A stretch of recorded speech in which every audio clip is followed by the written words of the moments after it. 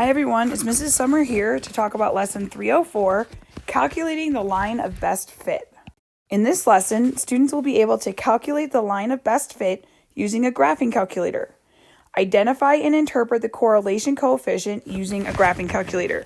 Now I want to stress that you must have installed the TI 84 Calc app onto Chromebook. You will not be able to be successful on this lesson if you do not have that app installed on your Chromebook, or you don't have access to a graphing calculator at home. So this lesson might be a little challenging to follow along with on this video. I'm going to be creating a separate video where I am recording myself using the graphing calculator, and I will also upload that so that you can watch that as well. But as we go through this, I've recorded screenshots of what the screen will look like for you, as well as my keystrokes of what I actually pressed on the Chromebook to get where I was at. Or not on the Chromebook, pressed on the calculator to get where I was at. So using a graphing calculator to find equation of the line of best fit for this data. Before you begin, and you only have to do this the first time, is you need to turn on diagnostics in the calculator. You don't need to turn this on every time you do one of these problems. You just need to turn it on once. So what you do is that you hit the second button on the calculator, and then you hit 0, which will take you to the catalog. And you'll see over here the catalog. Once I hit second and 0, which was catalog, you're going to scroll down. So you're going to arrow down, which is what this is telling you. Arrow down, and I just held it down, which is where that time thing is. And I arrowed it down some more because there's a lot of things in that catalog. And you want to get to where it says diagnostics on. Then you're going to hit enter. So after you arrow down to here, you're going to hit enter on the calculator. And once you hit enter on the calculator, it's going to look like that. Then you need to hit enter again. And once you do, let me put that over here. Hit enter. And once you do, it's going to say diagnostics, and then it's going to say done. And that means you've turned that diagnostics on. Once those diagnostics are on, we can move on to entering the data into the graphing calculator. So how you do that is you first hit the button that says stat. Once you've done that, it will look like this. You will see this screen, and it'll say edit calc tests. At first, you're going to hit edit. You're going to make sure that your cursor is highlighted on the 1 and hit enter. Then, if you look over your screen, once you hit enter, you're going to see this screen where it says L1, L2, L3, L4, L5. There shouldn't be anything in those L1 and L2. So when my cursor was in L1, I hit 1, and then I hit enter. Then I hit 2, and I hit enter. Then I hit 3, enter. 4, enter. 5, enter. 6, enter. 7, enter. 8, enter. 9, enter. Then I hit my arrow over right here button. It's in that circle up at the top of your calculator. And then I arrowed over so that I could enter my L2 values. So these are kind of like, here is my X, and then this is my Y. So that's what the calculator will see.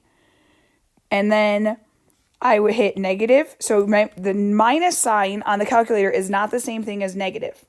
You have to hit the button that looks like this to enter a negative number into that table.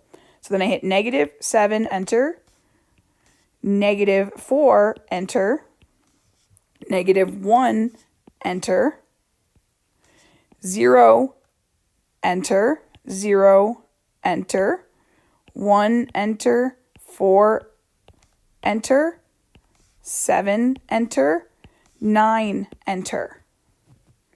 Okay, once you get that entered and your table looks like this, we can move on to the next step.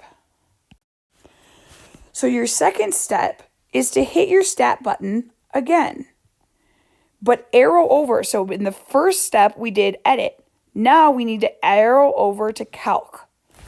Once you've done that, and you arrow down because you want lin regression AX plus B. Once you've gotten that, you're going to hit enter, and then you're going to come to this screen. You're going to arrow down 4 times because yours should say X list is L1, which is what we put it in as. Y list is L2. And then you're going to scroll down, and this says calculate. But when I took the screenshot, it was blinking. So this is calculate. Okay, you want it highlighted over calculate and then hit enter. And when you hit enter, your screen should look like this. Oops. Your screen looks like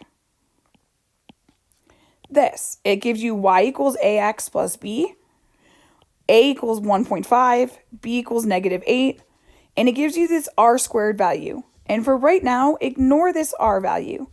We're only looking at that r squared value.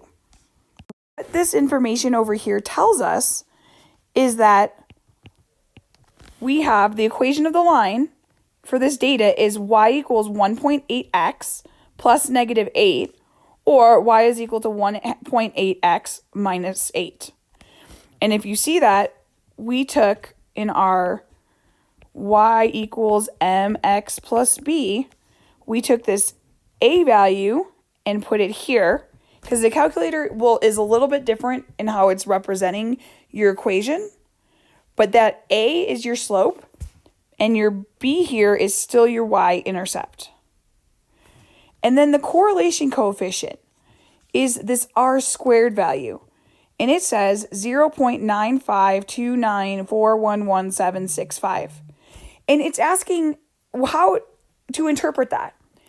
And it means that the equation is a good fit for the data because this number is close to 1. So it's a good fit. A good fit because the r squared value is close to 1. Now you try using the graphing calculator to find an equation of the line of best fit for the data. So you can rewind this video to go through those steps again in order to use your graphing calculator and put that information in correctly. To clear your data in L1 and L2, first arrow up to the L1 to where it is highlighted and hit clear, then enter on the calculator. Then arrow over to L2 and hit clear and then enter on the calculator. That just clears your list. You can just easily go back through and write over your lists as well, but that's just a simple tip to clear your lists. So when I did this put all of this information into the calculator, it gave me A is equal to -0.8911666667, and B is 11.1194444, and my r square value is 0.435304752. So the equation for the line for this data is this. But take a look at this r square value. This equation is not a good fit for the data because the r squared value is not close to 1 or -1.